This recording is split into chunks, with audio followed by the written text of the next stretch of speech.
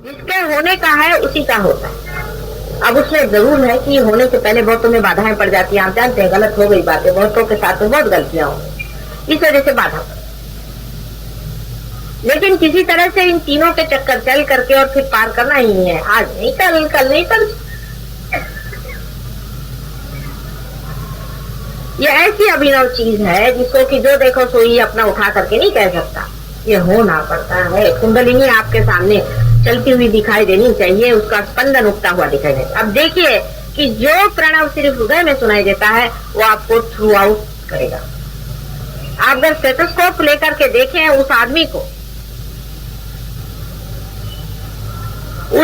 को जब आप देखेंगे कि जिसकी कुंडलिनी ऊपर उठी है तो आपको पता चलेगा कि उसका अनहद अलग पॉइंट से होता है। अब देखिए कि कितना महत्वपूर्ण कार्य है कि त्रिगुण में बटी हुई ये शक्ति एक शक्ति हो जाए कि जो गुणातीत है, जिसमें गुण नहीं। कितना महत्वपूर्ण ये कार्य है। आज तक ये कार्य कभी हुआ नहीं पहले और न हुआ। लेकिन हमारे पास जो लोग आते हैं वो सब आधे अधूरे लोग हैं। वो समझते नहीं कि इसका महत्व क्या है। वो तो सोचते हैं कि दूसरी भी संस्थाएं हैं और ये दूसरी संस्थाएं होंगी, लेकिन सब संस्था इसी में आनी पड़ेगी। नहीं आएंगी तो वो बेकार है। सारी संस्थाएं जब तक त्रिगुण को गुणातीत नहीं करती हैं तब तक सब व्यर्थ है, और अगर वो उसमें रुकावट डालती है तो बिल्कुल ही बेकार। किसी भी संस्था के विरोध में हम नहीं हैं, लेकिन वो संस्था होना चाहिए, मैंने संस्थापित होनी चाहिए। माने ये कि जो इसी कार्य के लिए चल रहे हैं। और जब उसकी रुकावट आ जाती है उनके विचारों की, उनके एजुकेशन की, उनके तौर तरीकों की, उनके ढंगों की, जब मनुष्य के असेंट में रुकावट आती है तो सारी ह्यूमैनिटी के विरोध में वो संस्था है। सारे समाज के विरोध में ये सब संस्था है। हमारे यहाँ भी ऐसे बहुत कम लोग हैं जो इसके महत्व को समझ पाए हैं। सालों से रगड़ रहे हैं, पार भी हैं, लेकिन इसके महत्व को नहीं समझ। वो भी इधर उधर चक्कर में घूम रहे हैं। बहुत से लोग ऐसे तो रुकते हैं, निकल जाते हैं, आते हैं, निकल जाते हैं, फिर आते हैं, निकल जाते हैं, फिर आते निकल जाते हैं। नाम भर के लिए भी बहुत से लोग यहाँ पर हैं, बिल्कुल नाम भर के। असलियत में इसको जो समझेगा और इसको जानेगा अपने अंदर, वही इस कार्य को उसका महत्व रखते हुए करेगा। लेकिन हमारे यहाँ ब्रेनलेस लोग भी बहुत है। उनको कितना भी समझाओ उनकी खोपड़ी में नहीं। वो सोचते हैं कि बड़े सहयोगी हो गए। सहयोगी का मतलब वो होता है जिसने अपने को गुणातीत में पा लिया। वही सहयोगी है जिसने अपने को गुणातीत में उठा लिया। बाकी सब व्यर्थ है। कोई कहता है कि मैं अमका हूं, मैं ढमका हूं, सब व्यर्थ है। तुम कुछ भी नहीं हो। तुम गुणातीत में आए हो या नहीं। जैसे ही ये एक टेस्ट आप अपने ऊपर लगाना शुरू करेंगे, आपका जितना मिथ्या है सब गिरता जाएगा और आप गुणातीत में खड़े रहेंगे। आय जो है खत्म हो जाएगा। आय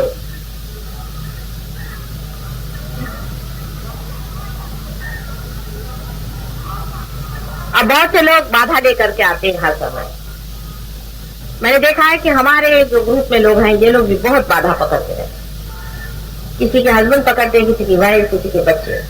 आपको पता नहीं है कि एक एक बाधा निकालना कितनी मुश्किल की चीज है। जो लोग बाधा निकालते हैं वही जानते हैं कि कितना प्रॉब्लम हो जाता है। कल हमने किसी की बाधा निकाली तो यहाँ दामले थे, वो कहने माता जी ऐसा लगता है जैसे यहाँ से किसी ने बिल्कुल तड़ दिया है, यहाँ से जैसे कोई जला दिया।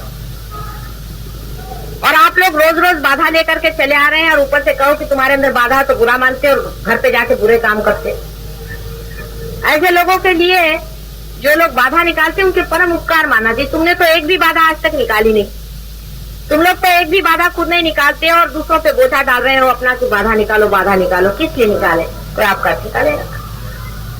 अपनी सफाई रखो, अपने जीवन को साफ करो, अपने मन को साफ करो, नम्रता लाओ और दुष्टता, छल कपट, इधर उधर लगाना, बातें करना, शिकायतें करना, लोगों को सन्मार्ग से हटाना, इतना महान पाप करना, इसके ऐसे लोगों के लिए सहयोग में क्या मार्ग? यानी कितने निम्न स्तर के लोग हैं, आप सोच लीजिए कि कहाँ तो मैं गुणातीत की बात कर रहे हैं और कितने लोग निम्न स्तर के इसमें चिप हो गए। बहुत ही निम्न स्तर के लोग इसमें आ गए, इतने निम्न स्तर के हैं कि उनको कहीं भी कहीं परमात्मा के पास आने का अधिकार नहीं। जो लोग बाधा निकालते हैं वही समझ सकते हैं कि यहाँ मैं हजारों बाधाओं को निकाल सकती हूँ, और फिर बार बार आप लोग बाधा पकड़ के यहाँ आते हैं और आपको थोड़ी सी तो बात में बुरा लग जाता है।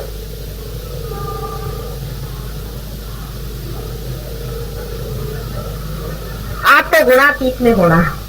आप जब गुणातीत में ऊपर उठते हैं तो आपको देखते ही बाधा भाग जाती, बाधा अंदर आ ही नहीं सकती। कम से कम इतना तो होना चाहिए कि जो हमारी बाधा निकालता है उसके कुछ उपकार रखो। उसके तक किसी को उपकार नहीं है। कल जो केस हमने करी थी, वो 16-17 साल से लड़का बीमार है, उसके पास हम गए, बिल्कुल बुरी हालत थी, वो थर थर थर कांपने लगे हमारे साथ, और उसको हमने कोई 1-आधे घंटे में ठीक कर दिया। उसकी बाधा निकल गई, दिमाग उसका खुल। इससे बढ़ के और कोई इलाज इतना एक्सपेडाइट हो ही नहीं सकता, क्योंकि आप गुणातीत हो गए। अब आप लोग जो बाहर से हो आए हैं, जिन्होंने इधर उसकी खाक छानी, जिन पे बहुत से स्पेल्स पड़े हुए हैं, बहुत से लोगों को तो साधुओं ने कर्ज करा, उनकी फैमिलीज डैम्ड है। जिनको डैम किया हुआ है, ऐसी बहुत सी फैमिलीज हमारे पास आती है, उनका इतना उद्धार किया, इतना उनके लिए किया, इतनी मेहनत है, लेकिन वो हमारी बुराई करते रहते हैं। अब भी वो हमारा नुकसान ही कर रहे हैं। वो ये नहीं समझ पाते कि गुणातीत में उतरने की कितनी महत्वपूर्ण काम को हम कर रहे हैं, उसमें उतरना है जिससे हमारा लाभ होगा। आप मेरे पास आते हैं तो मेरे ऊपर नहीं उपकार कर रहे हैं, आप अपना ही बचाव कर रहे हैं, इसको समझ लीजिए। आपकी अगर हम बाधा निकालते हैं तो आपको पता होना चाहिए कि आप भी कल ऐसे हो जाइए कि जो आप दूसरों की बाधा निकालें। इस दशा में आप आ जाइए कि आप दूसरों की बाधा निकाल। लेकिन ऐसे लोग यहाँ पर हैं जिन्होंने एक भी बाधा नहीं निकाली, लेकिन बातें बहुत करते, एक भी बाधा नहीं निकाल सकते, रोज अपनी बाधा लिए आते, किसी की बाधा नहीं निकाल सकते, हिम्मत ही नहीं है निकाले। ऐसे आधे अधूरे लोगों के साथ में कैसे काम है?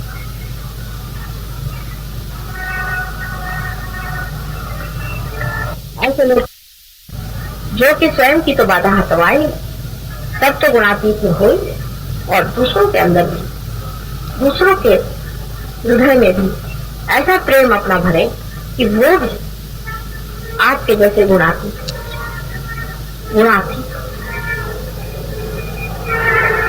मन में यही विचार आ जाए कि मुझे गुणातीत हो करना है। बस इतनी ही एक मन में विचार आ जाए, और मुझे कुछ नहीं चाहिए संसार की। आप देखिए लगन बहुत हो जाएगी आप, और एकदम से कार्य बढ़ जाएगा। आप इतने शक्तिशाली हो जाएंगे, इतने शक्तिशाली हो जाएंगे कि आप स्वयं ही इस कार्य को कर सकते। ऐसे लोग हैं हमारे यहाँ, ऐसे भी लोग, ये भी बड़ा। ऐसे तो मैं बहुत खुश हूँ, ऐसे तो किसी भी जन्म में ऐसा नहीं हुआ जैसा इस जन्म में हुआ। लेकिन इतने बेकार के लोग भी नहीं चिपक गए थे किसी जन्म। इस जन्म में कुछ तो इतने यूजलेस और बेकार लोग चिपके हुए हैं। कभी कभी ऐसा मन आता है कि किस तरह से उनको हटाएं, क्या करें। हटा दिया तो फिर पीछे पीछे और भी नुकसान करते हैं, और साथ में जोड़े रहो तो वो जब भी मौका मिलता है तब डंक मारते हैं। और वो सोचते हैं कि वो बड़े दुखी लोग हैं। दुखी कुछ नहीं, उनके अंदर भूत है, बाधा है जो उनको ऐसी बातें सिखाता है। सब गलत काम कर, आपस में जलसी करते हैं। ये क्या गुणातीत? आप बताइए, मैं कह रही हूँ, यहाँ लोग हैं जो आदमी जरा ऊंचा उठ से जलसी करते हैं। अगर जलसी करते हो तो उठो उसके जैसे। पहले तो ये बताओ कि तुम लोगों ने सबने किस कितनी बाधाएं निकाली, फिर बात।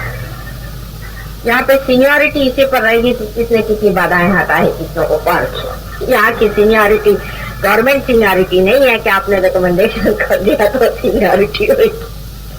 कितने लोगों की बाधाएं आपने निकाली है, आपने कहाँ कहाँ हाथ लगाया, इस पर सीनियरिटी होगी। गवर्नमेंट सीनियरिटी यहाँ नहीं चलने वाली। वही आदमी सीनियर माना जाएगा जो अपने हाथ में तलवार लेकर के धर्म के लिए खड़ा हो। प्रेम की तलवार है।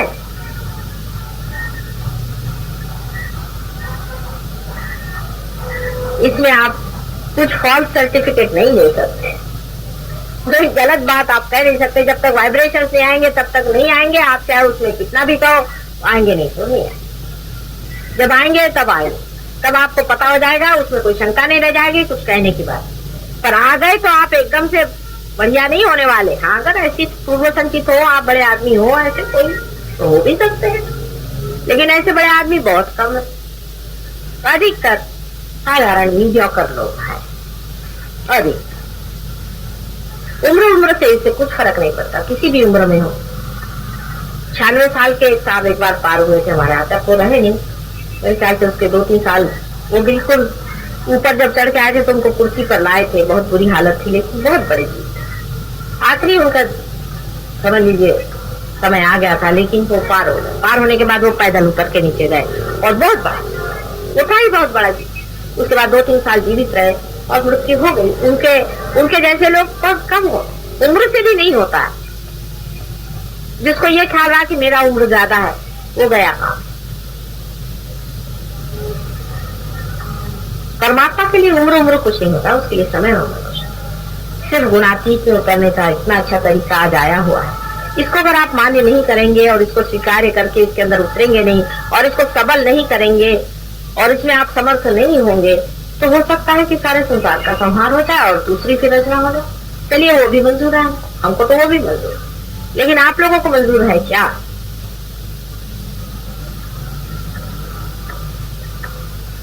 इसलिए समझा रही हूँ कि अपने अवेयरनेस में, अपनी चेतना में ही ये गुणातीत की स्थिति आपने पाई। बहुत से लोग शो ऑफ करते हैं, बहुत शो ऑफ करते हैं, ऐसा दिखाते हैं कि हाँ, इनसे बढ़ के कोई डेडिकेशन में है। ये माँ तो सबको जानती है, अंदर बाहर। तुम्हारी कुंडलिनी ही तुमको खूब अच्छे से जानती है, वही तुमको बता सकती है कि तुम गुणातीत में हो या नहीं, तुम गुणातीत में उतरे हो या नहीं। ज्ञान में होना माने गुणातीत में रहना, गुणों से एक परे, सर्वगुणों से परे जब आप हो गए, तभी तीनों गुण आपके अंदर से बहना शुरू हो जाते हैं कि आप चेतनामय हो जाते हैं और आप प्रणवमय हो जाते हैं और आप उठ जाते हैं, असेंट कर जाते हैं, उत्थान हो जाता है। क्योंकि आप दूसरों का भी उत्थान करते हैं। जब तक आदमी ऊंचा नहीं गया, नीचे वाले को कैसे खींचेगा? इसकी पहचान ये है कि आप ऊंचे चले गए क्योंकि आप दूसरे को भी अपने साथ खींचे। ये शक्ति भी आपके अंदर आ जाती है कि आप किसी के और जैसे हाथ गलती से भी कर रहे तो उसकी कुंडलिनी जागरूक हो। आप बैठे बैठे देखिए, किसी को ऐसे धीरे से कर दीजिए, देखिए उसकी कुंडलिनी जागरूक हो जाए।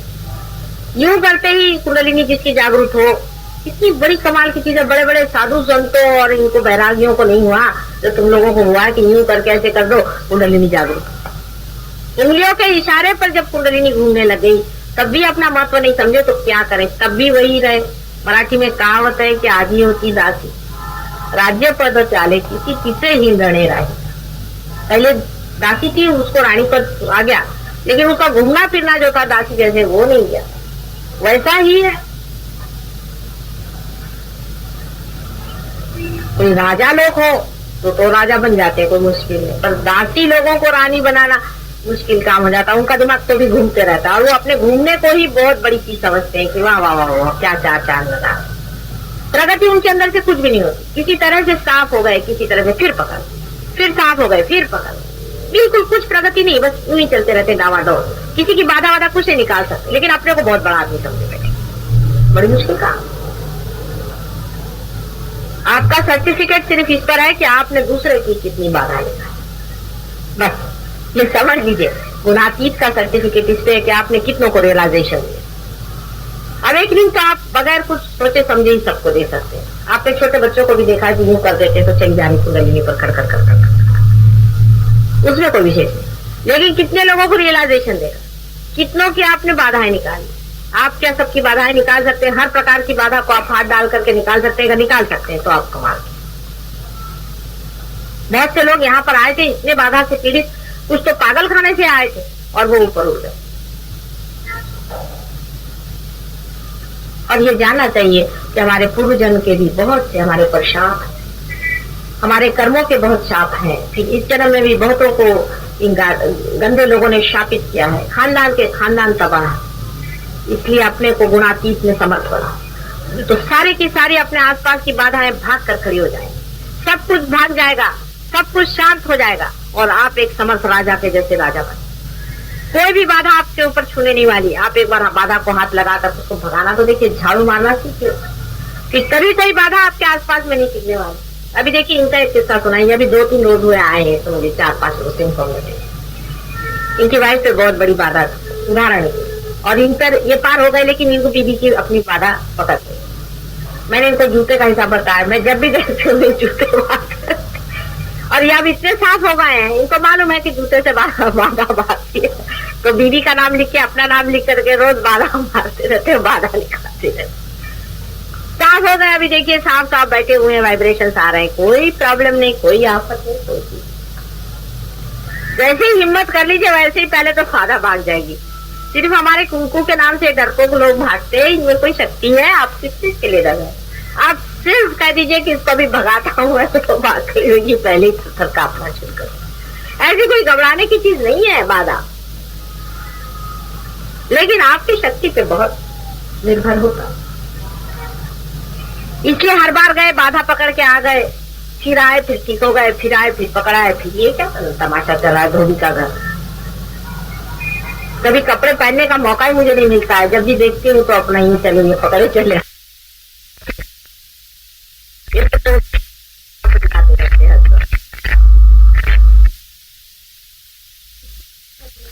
आसानी से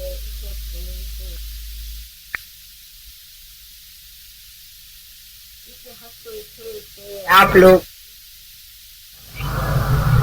कुछ भी बात नहीं, कोई भी उसमें गंभीर बात नहीं, कोई भी उसमें दुखदायी बात नहीं। आप दुखी हैं अपनी ही वजह से, क्योंकि आप अपने बारे में कुछ कल्पना कर बैठे हैं। वैसी कोई बात नहीं, आप स्वयं चैतन्य स्वरूप है और आप हो सकते, हर घड़ी आप हो सकते, हर क्षण आपके लिए बना। अगर नहीं होता तो क्यों होते आप छू गए, हो गए।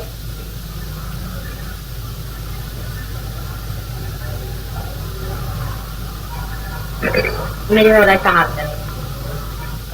अगर किसी को कोई प्रश्न हो तो पूछ लिया, तो किसी को प्रश्न को कल से मैं नहीं आऊंगी यहाँ पर, हालांकि ध्यान होगा, जिसको आसक्त से बनेगा आइए, आपस में बातचीत करें, आपस में पूछे, आपस में सीखें और आपस में जान लें। यहाँ बहुत जानकार लोग आते हैं, सब लोग आपस में मिल करके इसे सीख लें और इसके मास्टर बने। जितने लोग आएंगे उतना ही उनको फायदा होगा। अच्छा ये बताइए, आपको कोई प्रश्न हो तो पूछे। आपने बोला कि दूसरा बाधा डाल सकता है, हम तो ऐसे ही सुने हैं और पढ़े हैं या लिखे कि भाई अपना ही कर्म बाधा देता है, कोई दूसरा किसी को हानि। वो दोनों चीज साथ चलती बेटे। देखो ऐसा है कि तुम अगर आंचल संभाल के चलो तो तुम्हें कीचड़ नहीं लग सकता, लेकिन तुम अगर आंचल फैल के चला तो कीचड़ लग जाए। दोनों ही चीज, हम ही अपना कपड़ा गंदा करते हैं पर गंदगी भी तो कपड़ा गंदा करती है। दोनों चीज म्यूचुअल चीज। जैसे समझ लो कि अब तुम्हारे अंदर तुम कहीं खड़े हो, अब कोई हमारे विरोध में बात करे, समझ लीजिए समझ के विरोध से बात करे, तुमने उसके साथ हाथ जोड़ लिए, हाँ भाई ठीक है क्या कहे, हो गया, तुम पकड़ गंदगी तुमको पकड़, तो दूसरे ने भी डाल दी। अगर तुम पूर्णतया समर्थ हो तो कुछ नहीं पढ़ सकता। संस्कृत में एक श्लोक है, यानवे भाजने लग्न संस्कारा, यानी यह है कि बर्तन जो है उसको, मिट्टी का बर्तन है, उसको जब तक पूरी तरह से भून नहीं दिया जाता तब तक उसमें संस्कार लगते जाते हैं, और जैसे वो भून के पूरा तैयार हो जाता है फिर उसमें कोई संस्कार नहीं। ऐसी चीज है कि अभी अभी तुम रियलाइज हुए हो, अभी अभी छोटे से बच्चे हो, अभी तुम पे कोई भी असर पड़ सकता, लेकिन जब तुम बिल्कुल स्थिर हो जाओगे तो कुछ नहीं बात आएगी। फिर तुमको लगेगा ठीक है, इस घड़े पे कुछ है, दो डालेंगे, ये घड़ा, तुम अलग हो जाओगे। इस घड़े को सोचोगे, इस यंत्र को सोचोगे, ये यंत्र है, ये मेरी मोटर है, इसको सफाई करनी चाहिए, चलो ठीक है। फिर दूसरा इसको गंदा कर सकता है, आप नहीं कर सकते। दूसरे ने इस पर गंदगी डाल दी, आप धो देंगे, आप उसको साफ कर देंगे, आपको कोई इन्वॉल्वमेंट है। ऐसे हमने देखे, अभी मैंने आपसे अमरनाथ के बताया, उनका माता जी देखिए आज मेरा आज्ञा चक्र पकड़ा है और मैं विशुद्धि चक्र पकड़ा, हालांकि बड़े पहुंचे पुरुष है, लेकिन उनका माता जी आज पकड़ा है मेरा अवतार में और मनुष्य में, यही अवतार एक बड़ा भारी अंतर होता है। जैसे कि आपका आज्ञा चक्र अगर पकड़ा तो आपको वो दुख देगा, आपके लिए नुकसान करेगा, आपको परेशान, लेकिन अवतार का अगर आज्ञा चक्र पकड़ा तो उसकी डबल शक्ति पड़ेगी, ट्रिपल पड़ेगी, 4 टाइम्स। और उसका आज्ञा चक्र पकड़ा माने कि उसके आज्ञा चक्र में 1000 गुना ज्यादा सैन्य तैयार हो। उसको अगर बुखार आ जाए तो हजारों लोगों के बुखार उस बुखार से ठीक हो जाएंगे, उसके अंदर एंटीबॉडीज तैयार होगी। ये फर्क। अभी तक कोई मनुष्य अवतार नहीं बना, इसीलिए कहते हैं कि बड़ों के पैर दबाने के लिए। अगर आपने बड़ों के पैर दबाए तो बड़ों के अंदर के जो दुख है वो हमारे अंदर सुख बन जाएगा। यही बात अवतार के अंदर है कि अवतार के शरीर में जहां पर भी कोई चीज ज्यादा हिलने लग जाती है वही वहां ज्यादा शक्तियां निर्मित होती है, एंटीबॉडीज तैयार हो जाती है और वो जाकर के खत्म करती। जैसे ये है कि मुंबई शहर में समझ लीजिए बहुत ज्यादा जुकाम हो रहा है, तो कोई अगर अवतार हो तो उसको भी जुकाम हो जाए और उसके जुकाम के कारण सबका जुकाम एंटीबॉडीज तैयार हो जाती है। जैसे आप जानते हैं ना वो वायरल इंजेक्शन देते हैं, अपने इनोकुलेशन वगैरह देते हैं, वैक्सीनेशन, वही सिस्टम। यही अंतर है एक अवतार व्यक्ति में और एक साधारण व्यक्ति। ऐसे अनेक अवतार हुए लेकिन पता ही नहीं चला लोगों को कौन हुए, फिर बाद में तो पता चली, किसी न किसी कारण हर एक ने खोज ही लिया कि कौन कैसे अवतार था।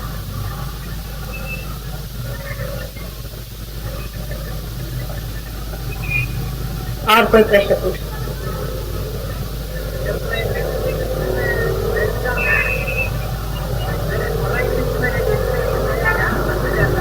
कहाँ जाता? कोलाइटिस में आप हमारे पास आए थे क्या मेडिटेशन करने? कब आए थे? पर आप एक ही 2 दिन आने से तो नहीं होगा ना बेटे। आपको अगर कोलाइटिस है तो आप ऐसा करिए कि एक हाथ कोलाइटिस जहां पर है वहां पे रखें और एक हाथ हमारी ओर।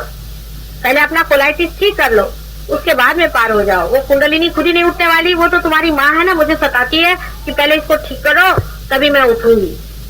इसीलिए तो मैं तुम लोग को ठीक कर रही हूँ, नहीं तो मैं कोई डॉक्टर थोड़ी ना हूँ। लेफ्ट हैंड रखिए। पर ऐसे भी मैंने बहुत से लोग देखे हैं जो कि बिल्कुल मरणासन्न थे, डेथ बेड पर, और मैं वहां गई और उन्होंने कुछ अपने बीमारी के बारे में नहीं सोचा, पार हो गए, उनकी बीमारी भी ठीक हो गई और वो भी ठीक हो गए और बाहर घूम रहे थे। ऐसे भी लोग मैंने देखे। ये तो अपने अपने चित्त की बात। अगर आपके लिए शरीर महत्वपूर्ण हो तो फिर घोटाला हो जाता है। जो ऐसा सोचे कि है ये चाहे नहीं हो, मुझे क्या करने का, शरीर मेरा ठीक हो चाहे नहीं हो, मुझे तो पार होने का, उसका वो तो ठीक होना ही हुआ ऑटोमेटिकली, लेकिन वो पार भी हो जाता है।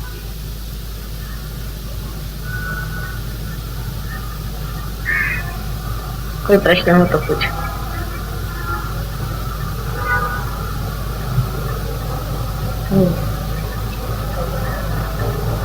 अधिकतर जो पार हो गए उनको प्रश्न भी कम रहेंगे, जो जरा पार नहीं हुए उनके अंदर प्रश्न ज्यादा रहेंगे, क्योंकि निर्विचारिता आने के बाद नहीं आता है ना विचार। हाँ हाँ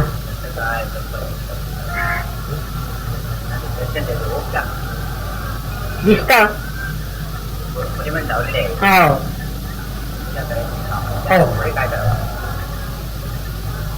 नहीं, मतलब घर में अगर आपके यहाँ देवी देवताओं के फोटो हैं, अच्छी बात है, उसमें कोई हर्ष नहीं। लेकिन देवी देवताओं के भी फोटो जो मनुष्य ने बनाई है वो परमात्मा में लीन होकर बनाई हुई है, इसलिए वो बहुत अधिकतर फोटोग्राफ्स जो होती हैं वो एग्जैक्टली बनना चाहिए कि जैसे है ही, जैसे उनका स्वरूप अपने अंदर है वैसे ही बनना चाहिए, लेकिन वैसा नहीं होता है। अधिकतर मैं देखती हूँ कि वैसे चित्र बहुत ही कम हो, अधिकतर।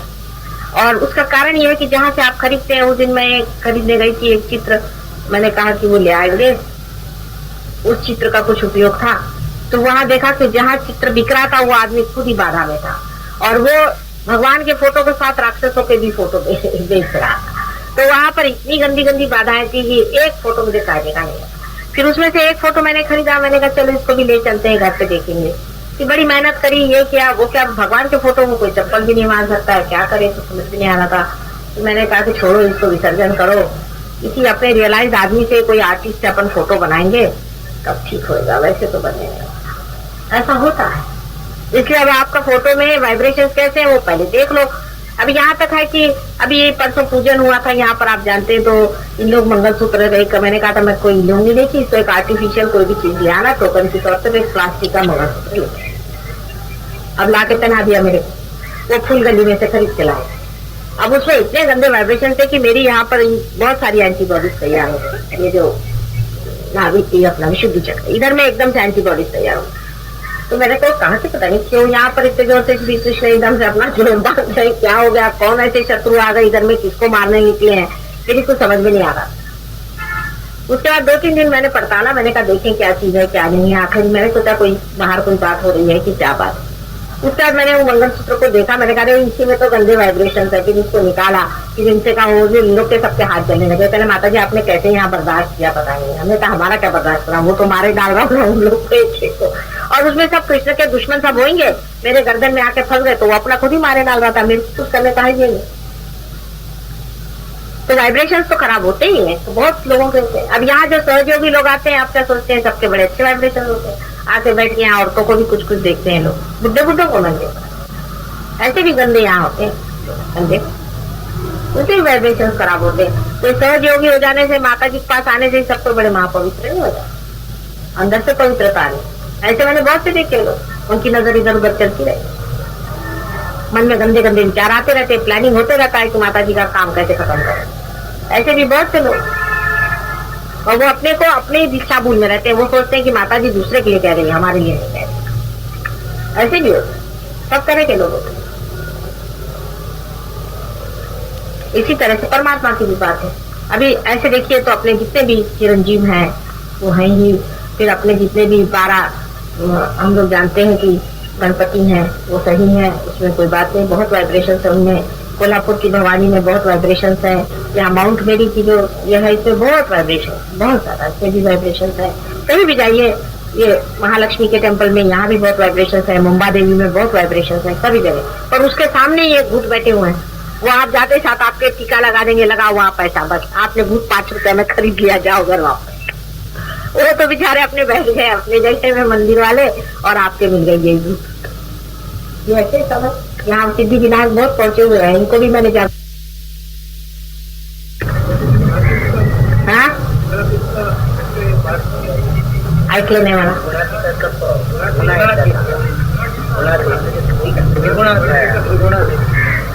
गुणातीत यानी 3 गुणों से परे। 3 गुण माने, मैंने कहा कि एक गुण से जो है आप स्थित होते हैं प्रणव स्वरूप, दूसरे गुण से जिससे कि आप साक्षी स्वरूप होते हैं, और दूसरे गुण से आप कंस्ट्रक्टिव होते हैं, जो आपके पेट के अंदर में आपने देखा है जितनी भी शक्तियां हैं वो शक्ति जिससे आप क्रिएटिव होते हैं। तो एक शक्ति वो है जिससे आप स्थित होते हैं, जिसको हम प्रणव रूप कह सकते हैं। दूसरी शक्ति वो जो है जो कि पेट में कार्य करती है, जो कि 2 सिंपैथेटिक नर्वस सिस्टम है, एक तो लेफ्ट और एक राइट। पहली वाली लेफ्ट है, दूसरी वाली राइट, और तीसरी जो है वो पैरासिम्पैथेटिक नर्वस सिस्टम है जो बीचों बीच। यह आपकी इवोल्यूशनरी है। ये इवोल्यूशनरी शक्ति आपको चेतन मन में नहीं होती, आपका इवोल्यूशन आज तक का जो है चेतन मन में नहीं होता, अनअवेयर होता। लेकिन जब आप सहज योग से पार हो जाते हैं, माने आपकी कुंडलिनी जो आपके अंदर शक्ति बैठी हुई है वही इवोल्यूशनरी शक्ति है, वो यूज नहीं होती, वो रेसिडुअल होती है, वो रुकी रहती है, वो कभी इस्तेमाल नहीं कर सकते। वही उठती है और आपको ऊपर में वहां ढकेल देती है आज्ञा चक्र को तोड़ते, जहां पर आप गुणातीत हो जाते हैं, जहां तीनों चक्र एक जगह मिल जाते हैं, तीनों शक्तियां एक जगह मिल जाती हैं, आप इंटीग्रेटेड हो जाते हैं। इसीलिए आपके अंदर से हाथ के वाइब्रेशंस बहते हैं प्रणव रूप। पहली आप प्रणव रूप, दूसरे क्रिएटिव पावर आपके अंदर आ जाती है, जिसके कारण आपकी जितनी फिजिकल शक्तियां वो ठीक हो जाती है, आपकी तंदुरुस्ती ठीक हो जाती है। क्रिएटिव पावर आपके अंदर फॉलो होने लगती है कि आपकी सारी जितनी भी शक्तियां वो ठीक हो जाती हैं, आप क्रिएटिव हो जाते हैं, आप दूसरों की कुंडलिनियां भी देखने लग जाते हैं। और तीसरी शक्ति जो आपके अंदर आ जाती है वो है आप खुद इवॉल्व हो जाते हैं, आप खुद असेंट कर जाते हैं, आप ऊंचे उठ जाते हैं। उसकी पहचान ये है कि आप दूसरे को हाथ पकड़ के उठाते हैं। ये तीनों शक्तियां एक हो जाती है गुणातीत। इसलिए निर्विचारिता में जब आप पहुंच गए तो आप गुणातीत में गुणों से परे चले गए, आपकी तीनों शक्तियां इंटीग्रेट होकर के आपके अंदर से बहने लगे। मतलब विशेष एखादा काही पॉईंट नसेल समजला तर तो विचारा, पर्टिक्युलर पॉईंट नाही समजला तो विचारा. कारण असं जनरल सांगायचं तर पुष्कळ आहे, ते मी ह्याच्यात टेप मध्ये केलेलं आहे, ते ऐकून घ्या तुम्ही. इसमें टेप जो कि बहुत इंपॉर्टेंट है. आज तक मैंने ये बात पहले नहीं बताई थी कि रियलाइजेशन में क्या चीज होती है कि तीनों शक्तियां कैसे गुणातीत है, इसलिए उसको आप सुन लीजिए. हाँ तब वो फोर्थ डायमेंशन है.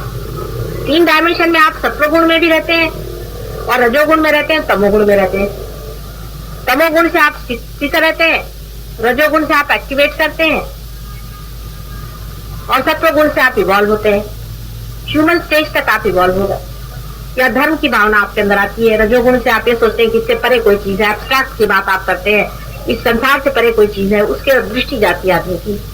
ये सत्वगुण से जाती है. जानवर कभी नहीं सोचता है धर्म की बात. फोर्थ डायमेंशन आदमी में तब छूटा है जब वो गुणातीत होता है. ये फोर्थ डायमेंशन, मैंने 3 डायमेंशन तो पहले मैंने आपसे बता दिए 3 गुणों के, और फोर्थ डायमेंशन तब है जब आदमी सारे ही इन तीनों से परे निर्विचार में उठ जाता है, यूनिवर्सल अनकॉन्शियस में होता है. यूनिवर्सल अनकॉन्शियस जिसे कि साइकोलॉजिस्ट इट कहते हैं, आईडी इट. साइकोलॉजिस्ट से सब कुछ नहीं मालूम विचारों का, भी छोटे छोटे थोड़ा बहुत जानते, इधर उधर का पकड़ा हुआ है वो बताते रहते हैं. सम्यक पूरा वो कैसे जानेंगे, वो कोई माँ के रूप में थोड़ी ना, वो भी खोज रहे हैं, बच्चे हैं, एक थोड़ा थोड़ा जान. अब जब जो लोग एक रास्ते से आना शुरू कर जाते हैं वो मार्ग को काट डालते हैं. उसके लिए आपके लिए बना के रखी है कुंडलिनी, आपके अंदर बैठी हुई है, चुपचाप उसको आप इस्तेमाल कभी भी नहीं कर सकते, वो कभी भी उठ नहीं सकती. जब आपका इवोल्यूशन होगा, असेंट होगा, तभी वो उठती है और आपको गुणातीत में थे.